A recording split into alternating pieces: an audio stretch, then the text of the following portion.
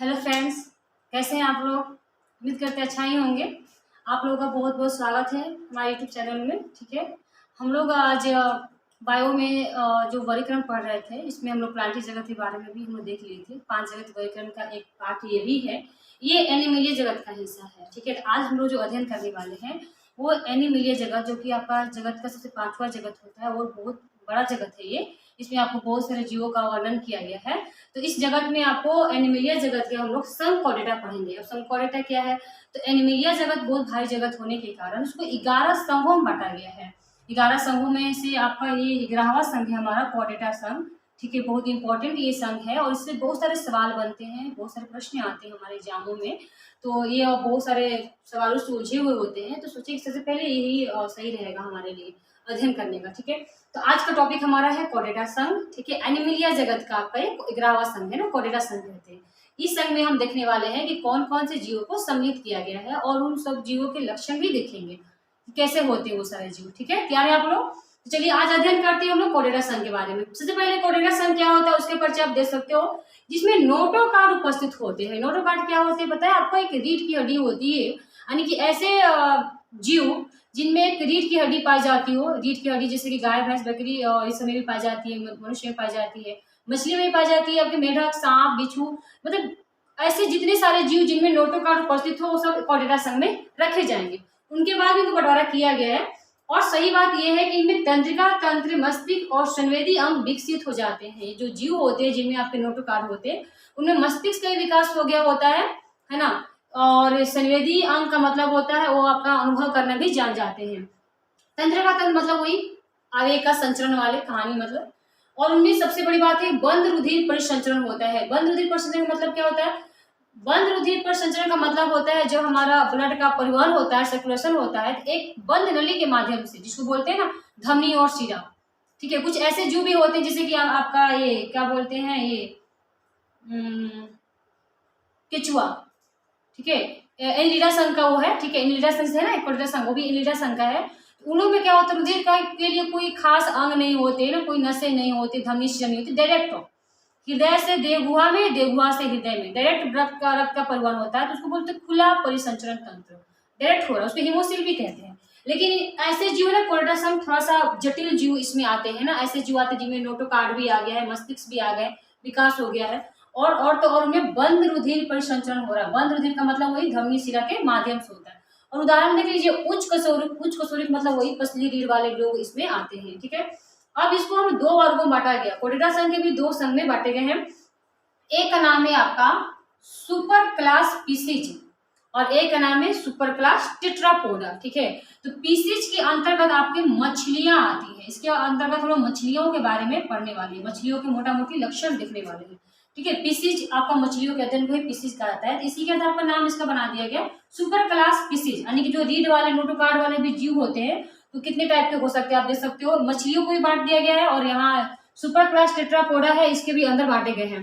तो सबसे पहले हम मछलियों के बारे में देख लेते हैं, जो पीसीज है उनके लक्षण देख लेते हैं। जैसे मछलियां हो गए, फिश वाले जंतु को रखा गया, बिल्कुल सही बात है। मछलियों की जितनी प्रजातियां होती है छोटी से बड़ी मछली सब में फिश होते हैं, गलफड़ होते हैं जिसको बोलते हैं। समुद्र में भी रह सकते हैं, मीठे जल में भी रह सकते हैं, यानी कि पीसीज के सदस्य जो भी है आपके यहाँ रह सकते हैं। हृदय की इनके 2 कक्ष होते हैं, जैसे होते हैं ना मनुष्यों के 4 कक्ष होते हैं, 2 अलिंद 2 निलय, उसी प्रकार से इनके 2 ही कक्ष होते हैं, एक अलिंद और एक निलय। और ये असंतापी होते हैं। असंतापी का मतलब होता है ये हर तरह के तापमान में नहीं रह सकते, इनके लिए तापमान फिक्स बनाया गया है। जो जल का तापमान है वही उनका घर द्वार है, वही आवास है। उससे बाहर आप अलग तापमान दोगे तो उनके लिए प्रतिकूल हो जाएगा और मतलब मर सकते हैं ना, इसलिए बोलते हैं ये असंतापी है। मतलब हर कम ताप में ये नहीं रह सकते, हर ताप में नहीं रह सकते, इनके लिए फिक्स तापमान है। ठीक है, नर और मादा अलग अलग होते हैं, मतलब बढ़ सकती है अलिंग यानी कि एक लिंगी होते हैं। ठीक है, इनके लिए नर और मादा क्या होते हैं, अलग अलग होते हैं, मतलब लैंगिक प्रजनन होता होगा। और कैसा होता है, आंतरिक निषेचन होता है, शरीर के अंदर निषेचन होता है ना, उसको आंतरिक बोलते हैं। बाह्य होता है तो बाह्य प्रजनन कहते हैं। तो मान लो एपीसीज वाले में जो होते हैं जीव, उनमें कैसा निषेचन होता है, तो आंतरिक निषेचन होता है। और सबसे बड़ी बात है ये अन्य प्रजक होते हैं। अन्य प्रजक मतलब ये अंडे देने वाले होते हैं। ठीक है, और इनके जो कंकाल होते हैं ना वो अस्थियों की बनी होती है। ये मछलियों के बारे में लक्षण था। मछलियों में क्या क्या इंपॉर्टेंट टॉपिक है आपके हर सवालों में, मतलब ये पूछे जाते हैं प्रश्न ऐसे कि पीसीज या मछलियों का कैसे तापमान होता है, कैसे होते हैं, कैसे निषेचन होता है, तो ये आपको यहाँ से सारे जवाब मिल जाएंगे। अब हम बात करते हैं सुपर क्लास टेट्रापोडा की। टेट्रापोडा के अंतर्गत 4 वर्ग और बनाए गए हैं। टेट्रापोडा के अंतर्गत आपके आते हैं एम्फीबिया, रेप्टिलिया, एविज और मैमेलिया।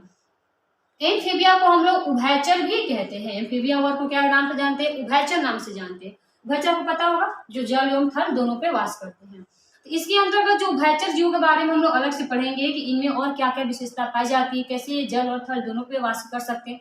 मतलब जल के लिए कुछ खास उनके अंदर होगा ना श्वसन करने के लिए, थल पे रहते हैं तो किसे श्वसन करते हैं, कैसे तापमान वाले जीव होते हैं, तो इनके हृदय के कक्ष कितने होते हैं, इनके अंदर भी क्या क्या विकास हो गया होता है। हालांकि तो पहले बता दें कि सारे जीवों के अंदर मस्तिष्क विकास हो गया होता है और सभी में आपका बंद प्रसंचरण होगा, ठीक है, क्योंकि ये सब इसी संघ के सदस्य हैं। रेप्टिलिया नाम से रेंगने वाले जीव। तो रेप्टिलिया वर्ग में कैसे जीवों का अध्ययन करते हैं हम? सारे सरीसृप वर्ग के आते हैं। रेंगने वाले में छिपकली भी रेंग के चलती है, मगरमच्छ भी रेंग के चलता है, कछुआ भी रेंग के चलता है, और सांप और प्रजाति सब आ जाएंगे आपको, सब रेंगने वाले इसमें आ जाएंगे, ठीक है। और एविज में आपको, एविज वर्ग को पक्षी भी कहते हैं। पक्षी यानी कि जितने भी उड़ने वाले होते हैं, मतलब पक्षियों के, तो सबका अध्ययन हम करने वाले हैं एविज वर्ग में। इनके भी लक्षण देखेंगे, ठीक है, फिकर नॉट।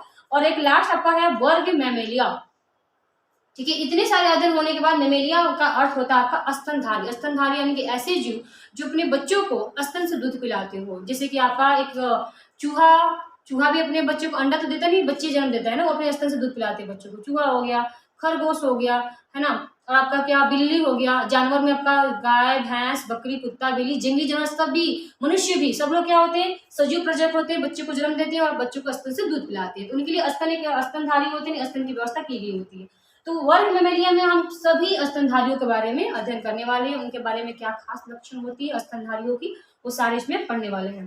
तो एक एक करके हम सभी वर्ग के बारे में आ रहे हैं, ठीक है। एम्फीबिया, रेप्टिलिया, एविज, मैमेलिया, सभी वर्ग के बारे में एक एक करके मतलब विस्तार से पढ़ने वाले हैं। तो यहाँ तक आप लोग समझ में आ गया? कोई दिक्कत? तो आप लोग नोट कर लेना पॉइंट को, ठीक है। ये मोटा मोटे पॉइंट हो गया, ये आपकी मछलियों के बारे में हो गया, इस सब के बारे में मतलब जस्ट अभी बताने वाले, आप लोग नोट कर लीजिए, ठीक है।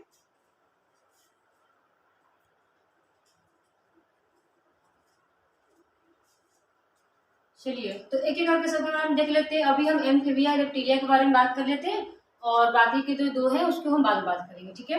तो एम्फीबिया, जिसको हम उभयचर भी कहते हैं, मेढक का अपना एक मेढक सदस्य के जीव के बारे में बात करते हैं। एम्फीबिया, इस वर्ग में एम्फीबिया वर्ग को क्या कहते हैं? उभयचर वर्ग कहा जाता है। इसके बारे में और भी लक्षण है, जिसकी अनियतापी होती है लोग, तापमान का कोई फिक्स नहीं है, अनियतापी होते हैं। अंतः कंकाल इनका अस्थि का बना होता है। हालांकि इस वर्ग के चारों जो भी सदस्य थे, सबका अंत कंकाल जो होते हैं अस्थि के ही बने होते हैं, यानी कोर्डेटा संघ सब अस्थि में ही होते हैं। त्वचा इनकी क्या होती है? नम होती है और ग्रंथिलित होती है। आप देखो वो मेढक कितने घृणा लगता है, ऊपर से मतलब पानी वो मतलब भींगा ही हुआ है, तो हमेशा वो नम रहती है त्वचा उसकी, क्योंकि वो लोग जमीन के बहुत अंदर गहराई तक भी छुप के रह सकते हैं बहुत दिन तक, तो त्वचा से सांस लेते हैं, ठीक है। इसलिए वो नमी रहती है और ग्रंथि युक्त होती है, उसमें ग्रंथियां बनाई गई होती है ताकि वो समय समय पे उससे अपने श्वसन का आदान प्रदान कर सके। श्वसन उनके, देखिए श्वसन के 3 ऑप्शन है, त्वचा से भी हो सकता है, मुख गुहा से भी और फेफड़ा से भी। इसलिए तो इनके लिए कोई जगह खाली ही नहीं है, नहीं ये कहीं भी रह सकते हैं, क्योंकि श्वसन की फिक्र ही नहीं है। त्वचा से भी कर सकते हैं, जो मिट्टी के अंदर रहेंगे तो त्वचा से कर सकते हैं। मुख गुहा से ट्रैकिया भी कहते हैं, वहां से भी श्वसन कर सकते हैं और फेफड़ा से भी श्वसन कर सकते हैं, ठीक है। जब जल में रहते हैं तो मुख गुहा ट्रैकिया से श्वसन करते हैं, स्थल में रहते हैं तो फेफड़ा से, और जब कीचड़ या मिट्टी में घुसे रहते हैं ना, तो उसमें त्वचा से फेफड़ा श्वसन करते हैं। वाजिब 3 से श्वसन हो रहा है इनका, ठीक है। एक बार में तीनों यूज नहीं करता होगा, स्थल के अनुसार अपना श्वसन का यूज करता होगा। आहार नाल, मूत्राशय, ठीक है, जनन नलिका, सबके एक ही द्वार होते हैं। उस द्वार का लास्ट में जो द्वार होता है उसको बोलते हैं क्लोएका, बोलते हैं क्लोएका में खुलता है, ठीक है। आहार नाल का जो भी होता है वो क्लोएका का द्वार, मूत्राशय का द्वार, जनन नलिका का द्वार, सब एक ही होता है इनका, इसका नाम है क्लोएका, क्लोएका के द्वारा खुलता है। अब पता है सब में बंद परिसंचरण तंत्र पाया जाता है, हम कोर्डेटा संघ में ही बता दिए, इसलिए वो नहीं लिखवा रहे हैं ना। इनमें बंद परिसंचरण होता है, इनमें भी बंद होता है, सब में बंद होता है, ठीक है। इनके हृदय के कितने 3 कक्ष होते हैं ना, निस्तीर्ण हो गया, आप लोग डाल लेना। इनके हृदय के भी 3 कक्ष होते हैं, 2 अलिंद होते हैं और एक निलय होते हैं। एक लिंगी होते हैं, मतलब कि इनमें नर और मादा अलग अलग होते हैं ना, एक लिंगी होते हैं। निस्तन कैसा होता है? बाह्य स्तन होता है, सिर्फ उभयचर में ही आपका बाह्य स्तन होता है, बाकी के सभी में आपका जो भी तीनों रेप्टिलिया हो, एविज हो या मैमेलिया हो, सब में आपका आंतरिक स्तन होता है। आंतरिक मछलियों में भी आंतरिक स्तन पाया जाता है। बाह्य स्तन इसलिए होता है, इनके जो युग्मक होते हैं वो जल में छोड़ दिए जाते हैं और जल के माध्यम से ही निश्चल हो जाता है, ठीक है। और ये कैसे होते हैं? अंड प्रजक होते हैं, वो अंडे बन जाते हैं larva इनके, ठीक है, अंड प्रजक होते हैं। फिर ये अंडे से टेडपोल बाहर निकलते हैं और मेढक बन जाते हैं। उदाहरण देखिए, उदाहरण में मेढक आपका आएगा हाइलाटोड। ये हाइलाटोड से डरिए नहीं, ये मेढक की ही प्रजातियां होती है ना, मेढक के भी बहुत से प्रजाति होती है। एक होता है ना बड़ा वाला सब होता है, टोड बोलते हैं उसको, एक हाइलावासी होता है, छोटा प्रजाति होता है, ठीक है। तो ये हम लोग देखिए एम्फीबिया के बारे में, ठीक है। मिसिंग हो गया था हृदय के वाला, हृदय के 3 कोश होते हैं, 2 अलिंद और 1 नीलय। अभी हम बात करेंगे रेप्टिलिया के बारे में। रेप्टिलिया जो रेंगने वाले होते हैं ना, इनको हम लोग सरीसृप भी कहा जाता है। रेप्टिलिया से बहुत से प्रश्न पूछते हैं, पता है क्या, इससे एक आपका ये तापमान का प्रश्न आता है, हृदय वाला प्रश्न आता है, ठीक है। तो सरीसृप इनको कहा जाता है, ठीक है, क्योंकि रेप्टिलिया मतलब रेंग के चलने वाले को आप याद रखिएगा रेप्टिलिया कहा जाता है। इनके अंदर कंकाल पता है अस्थि के बने होते हैं, त्वचा सूखी होती है और सल्की युक्त भी होती है, तब तो वो सर से निकल जाते कहीं से भी। हृदय के 3, देखिए यहाँ पे है ना, हृदय के 3 कक्ष होते हैं, इनके भी हृदय के 3 कक्ष होते हैं और इनके भी 3 कक्ष होते हैं। बाकी हम एविश पढ़ेंगे और मेमेलिया पढ़ेंगे अपना, तो उसमें 4 कक्ष होते हैं, इन दोनों के 3 कक्ष होते हैं और मछलियों के 2 कक्ष होते हैं, ठीक है। 3 कक्ष होते हैं। कुछ ऐसे कक्ष इनके हम लाना चाहेंगे, देखिए ये मेढक का ऐसा ही कुछ होता है, ऐसे ही इनका होता है हृदय का आदान प्रदान। 2 आपका अलिंद होते हैं और 1 आपका इनका निलय होता है। तो 3 कक्ष हो गए हम लोग, हृदय का 4 कक्ष में 3 कक्ष होते हैं। श्वसन इनका फेफड़ा द्वारा ही हो सकता है, क्योंकि ये लोग स्थल में जाते हैं, बाई चांस कभी मतलब पानी में कुछ सदस्य पाए जाते हैं, लेकिन हम लोग का थोड़ा सा अपना फेफड़ा से ही मुंह निकाल सांस लेता है ना, तो फेफड़ा से सांस लेता है। तो सरीसृप जितने भी होते हैं आपके फेफड़ा के द्वारा ही श्वसन होता है, इनमें गिल से त्वचा श्वसन नहीं होता है। आहार नाल, जनन तंत्र, मूत्रनाल के भी इनके भी एक ही कक्ष होते हैं, ठीक है। और अंड प्रजज्ञ होते हैं, इनमें भी आंतरिक स्तर होता है, नर मादा अलग अलग होते हैं, तो आंतरिक स्तर होता है। कछुआ, छिपकली, मगरमच्छ, सांप, ये सब आपके इसके सदस्य हो जाएंगे रेप्टिलिया वर्ग का। तो ठीक है, आप लोग एम्फीबिया रेप्टिलिया के बारे में समझ गए, कोई डाउट नहीं, क्योंकि इससे इतने ही से सवाल प्रश्न बन सकते हैं, ठीक है। तो और 2 रह गया हमारा एविज और मेमेलिया, तो इसको भी हम निपटा लेते हैं एविज मेमेलिया के बारे में। एविज मेमेलिया के बारे में बात कर लेते हैं, ठीक है। एविज रह गया था एविज।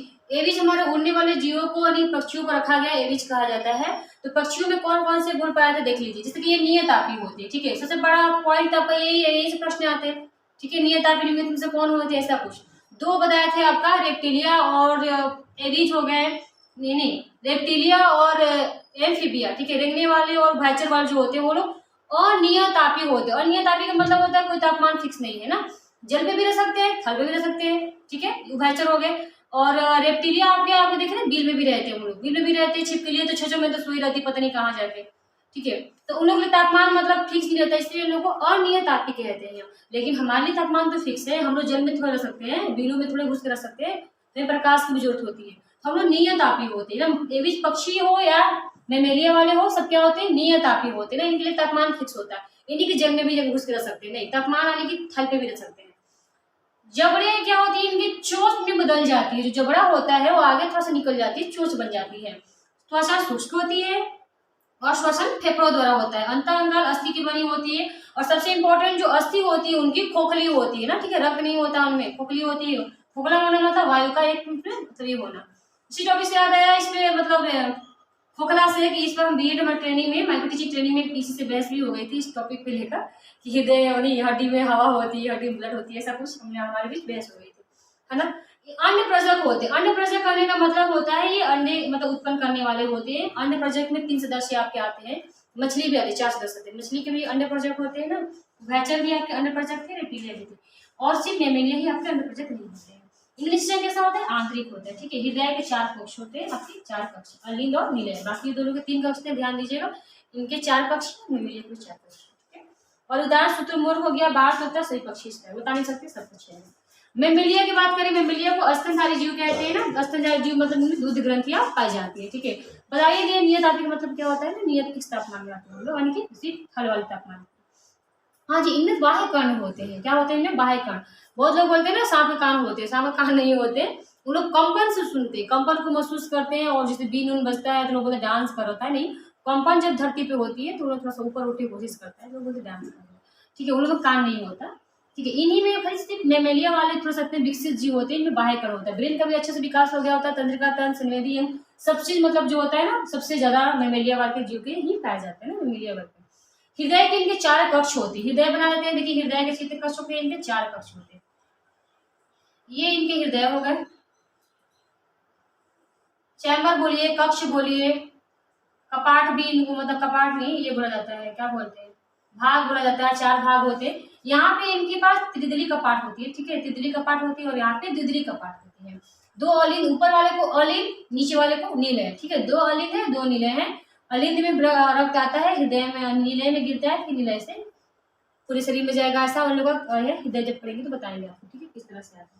इनका बंद परिसंचरण तंत्र मतलब इनमें होता है। बंद परिसंचरण मतलब धमनी से सिरा, सिरा से धमनी होते हुए हृदय में आता है, फिर हृदय से धमनी, सिरा में, फिर हृदय में, यानी कि बंद माध्यम में होता है, यानी कि धमनी वाहिकाओं के माध्यम से बंद बोलते हैं, ठीक है। जबड़े में 4 प्रकार दांत होते हैं। दांत से बहुत सारे प्रश्न पूछते हैं, पता है दांत से क्या प्रश्न पूछते हैं? दंत सूत्र सबसे इंपॉर्टेंट पूछा जाता है। दांत के जो 4 प्रकार होते हैं ना, कौन क्या काम करता है, ठीक है, कर्दनक, रदनक, प्रीमोलर, मोलर जो भी होती है, सबका कार्य भी आता है। किस चीज की दांत बनी होती है वो भी आता है। दूध की दांत की संख्या कितनी होती है, यानी बहुत सारे प्रश्न आते हैं। इसके एक अलग से हम सोचने बनाने के लिए इस पे, ठीक है, बहुत इंपॉर्टेंट ये टॉपिक है। दांत, दांत के बारे में हम सोचेंगे इसको बनाने के लिए। किडनी उत्सर्जन द्वारा होता है। आहार नाल, मूत्र नाल, जल नाल सब क्या होते हैं? अलग अलग रास्तों में खुलते हैं। बाकी सबके एक ही रास्ते में खुल रहे थे ना, खुलेगा, लेकिन इनके अलग अलग होते हैं। आहार नाल अलग खुलेगा, मूत्र नाल अलग, जल नाल अलग। ये क्या होते हैं? सजीव प्रजक होते हैं। सजीव प्रजक मतलब कि जो आंतरिक सिस्टम में होता है, तो ये लोग अंडे में बच्चे को जन्म देते हैं, ठीक है। बच्चे को जन्म देना और उनके लिए भरण पोषण के लिए दूध ग्रंथि में पाई ही जाती है। बाकी सब अंड प्रजक होते हैं, मात्र ही आपके सजीव प्रजक होते हैं। तो सबसे थोड़ा सा अलग इनमें है, ऑप्शन देख लीजिएगा। इसी उदाहरण देखिए, एक किडना। एक किडना आप लोग सोच भी सकते हैं कैसी प्रजाति है और इसको मेमेलिया में क्यों रखा गया है। यह इसका बहुत ज्यादा टॉपिक प्रश्न का है। सबसे बड़ा बात है ना, एक किडना को योजक कड़ी कहा जाता है। योजक कड़ी क्या है? योजक कड़ी का मतलब होता है दो अलग अलग वर्गों को ऐसे, इसको बोलते हैं योजक कड़ी, कनेक्ट कड़ी बोलते हैं ना, दो वर्गों को कनेक्ट कर रखी है। ये उभयचर भी है ना, जल थल पर रह सकती है, उभयचर भी है।